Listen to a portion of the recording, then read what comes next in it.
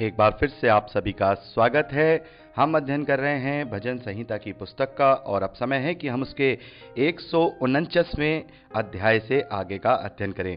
मेरे प्यारे भाई बहनों, जैसा कि अभी मैंने आपको बताया कि 145वें अध्याय से लेकर के लास्ट 150वें अध्याय तक परमेश्वर की स्तुति के गीत हैं। उसे अलग अलग कारणों की वजह से यहाँ पर अलग अलग भजनों में उसकी स्तुति और आराधना और प्रशंसा की गई है।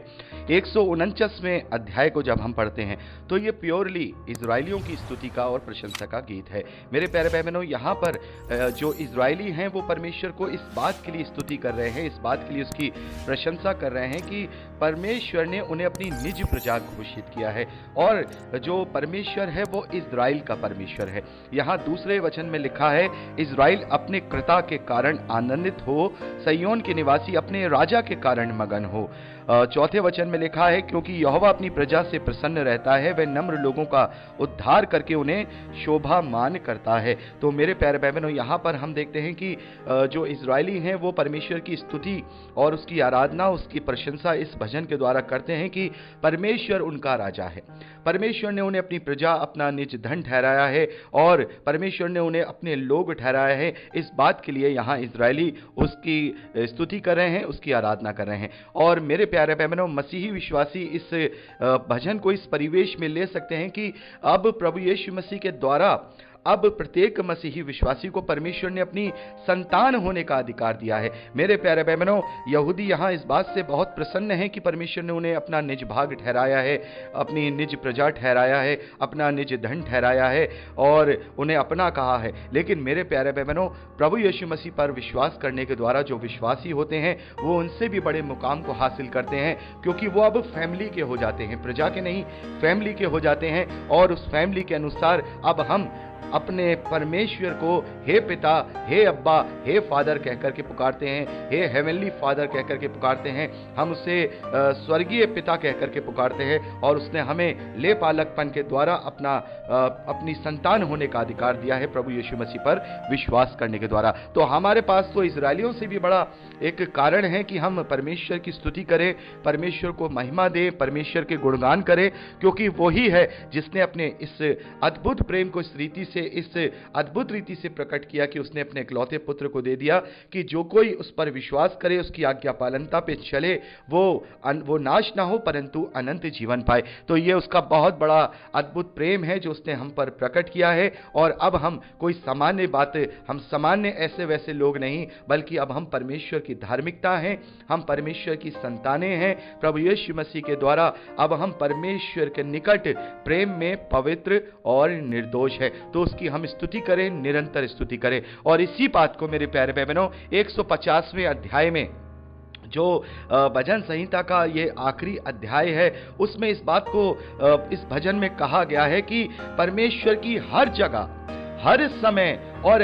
हर बात में और हर वाद्य यंत्रों के साथ उसकी स्तुति करो, उसकी आराधना करो, क्योंकि वो उसके योग्य है। मेरे प्यारे भाई बहनों, यहाँ पर लिखा है, यहाँ की स्तुति करो, परमेश्वर के पवित्र स्थान में उसकी स्तुति करो, उसकी सामर्थ के भरे हुए आकाश मंडल में उसकी स्तुति करो, उसके पराक्रम के कामों के कारण उसकी स्तुति करो, उसकी अत्यंत बड़ाई के कारण उसकी स्तुति करो।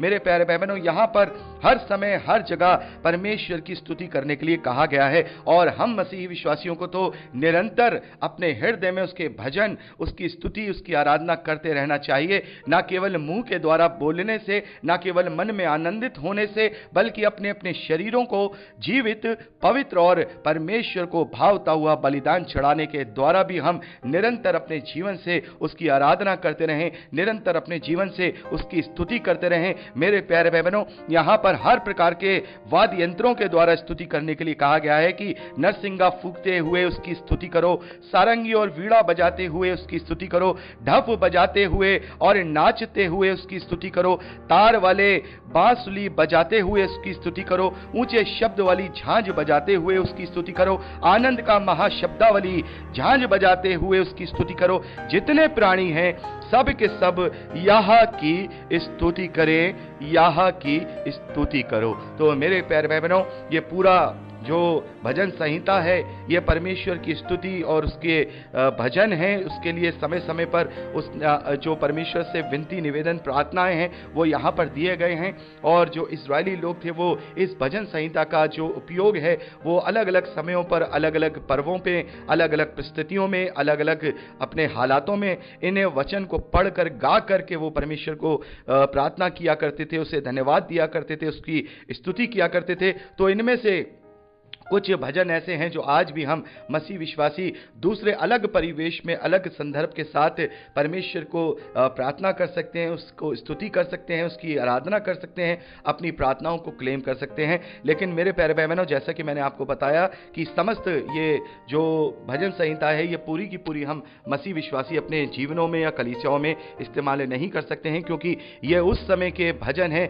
जिस समय परमेश्वर ने अपनी पहली वाचा को अपने लोगों, अपनी निज प्रजा में दिया था। लेकिन आज हम उसकी दूसरी और अंतिम वाचा जो प्रभु यीशु मसीह के साथ है बांधी गई है, विश्वास की वाचा, जो उद्धार की वाचा है, अब हम उसके अधीन हैं। इसलिए अब हम केवल आत्मिक गीत ही गा सकते हैं, जो हमारी आत्मिक उन्नति से जुड़े हैं वही गीत गा सकते हैं। अपने शत्रु जो शैतान है उसको डिफीट करने के लिए प्रार्थना कर सकते हैं। बाकी ये और बहुत सारी बातें हैं जिसमें हम पहले भी इसमें अध्ययन कर चुके हैं भजन संहिता में, कि कौन कौन से हम भजन अपने जीवन में क्लेम नहीं कर सकते। तो मेरे प्यारे भाई बहनों, यहाँ पर हम देखते हैं कि अलग अलग तरीके के वाद्य यंत्रों के द्वारा परमेश्वर की स्तुति करने के लिए कहा गया है। निसंदेह हमें अलग अलग वाद्य यंत्रों के द्वारा, जब हम कलीसिया में जमा हों या अकेले में हों, तो हमें इसके द्वारा परमेश्वर की स्तुति करनी है। लेकिन फिर भी जैसा मैंने आपको बताया था कि ये हमें दिखाने के लिए नहीं, बल्कि अपने आप को आत्मिकता में बढ़ाने के लिए, अपने आप को पूरी तरह से परमेश्वर में मगन करने के लिए इन वाद्य यंत्रों का इस्तेमाल करना है।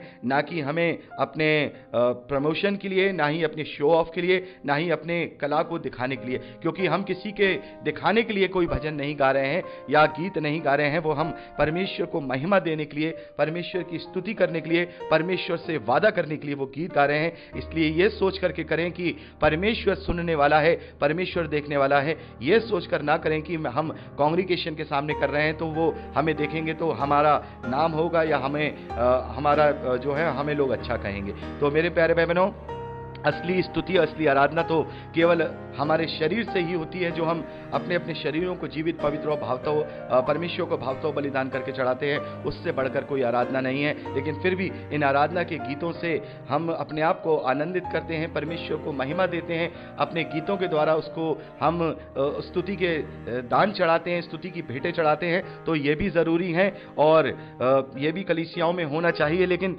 एक्सेस में नहीं होना चाहिए, क्योंकि केवल यही नहीं है, ये केवल एक स्टार्टअप है जिससे हम अपने आप को परमेश्वर के ग्रहण योग्य आत्मिकता में अपने आप को तैयार करते हैं। लेकिन केवल यही नहीं है, केवल भजन गाने से ही, केवल स्तुति के गीत गाने से ही, केवल आराधना ही करने से ही हमारा उद्धार नहीं होगा, बल्कि सच्चा विश्वास करने के द्वारा होगा, फिर विश्वास रखने के द्वारा होगा, परमेश्वर प्रभु यीशु मसीह की आज्ञा पालनता के द्वारा होगा। मेरे प्यारे भाई बहनों, साफ तौर पे यूहन्ना ने इस बात को अपनी पत्री में कह दिया है कि परमेश्वर से प्रेम रखना यह है कि हम उसकी आज्ञाओं को माने। यूहन्ना की पहली पत्री 5वां अध्याय 3 वचन में कि परमेश्वर से प्रेम रखना यह है कि हम उसकी आज्ञाओं को माने, और उसकी आज्ञाएं मानना कठिन नहीं है। यदि हम उसके उन अद्भुत रीति वाले प्रेम को समझ जाएंगे तो उसकी आज्ञाओं को मानना कठिन नहीं है। ये आराधना, ये स्तुति तो ये हमारे लिए केवल एक कॉम्प्लीमेंट्री की बातें हैं, लेकिन जो मूल है वो वचन और वचन की आज्ञा पालनता है। तो परमेश्वर का कोटि कोटि धन्यवाद है कि परमेश्वर के अनुग्रह से, परमेश्वर के प्रेम के द्वारा हमने आज इस भजन संहिता की पुस्तक का भी अध्ययन कंप्लीट कर लिया है, जो कि समस्त पवित्र शास्त्र की सबसे बड़ी पुस्तक है। हम परमेश्वर का कोटि कोटि धन्यवाद करते हैं। बहुत अद्भुत बातें हमने सीखी। प्रार्थना कैसे करना है हमने ये सीखा, किस प्रकार से करना है ये सीखा। प्रभु यीशु मसीह की अद्भुत भविष्यवाणियों को हमने इसमें देखा, और बहुत प्रकार की बातों को परमेश्वर का धन्यवाद है हमने इस पुस्तक से सीखा है। तो मेरे प्यारे भाई बहनों, अब हम नीति वचन से अपना अध्ययन शुरू करेंगे परसों से, और प्रार्थनाओं में याद रखिएगा, क्योंकि ये नीति वचन जो हैं हमारे दुनियावी जीवन में हम कैसे परमेश्वर के ग्रहण योग्य बन सकते हैं, इसकी बातों को सुलेमान के द्वारा बताया गया है। और उसने अपना पूरा जीवन का जो एक्सपीरियंस है वो नीति वचन और सपोपदेशक में दोनों पुस्तकों में हमें निचोड़ करके दिया है, निचोड़ करके हमें दे दिया है कि उसके जीवन से उसे क्या क्या एक्सपीरियंस मिला, जिससे हम जान करके अपने जीवन को भी परमेश्वर के ग्रहण योग्य बनाने पाए। तो मेरे प्यारे भाई बहनों, प्रार्थनाओं में याद रखिएगा, प्रभु आप सबको बहुत आयत की आशीष दे, अपने वचन में दृढ़ करे, यीशु के सामर्थ्य और पवित्र नाम में आमीन। Praise the Lord. जय मसीह।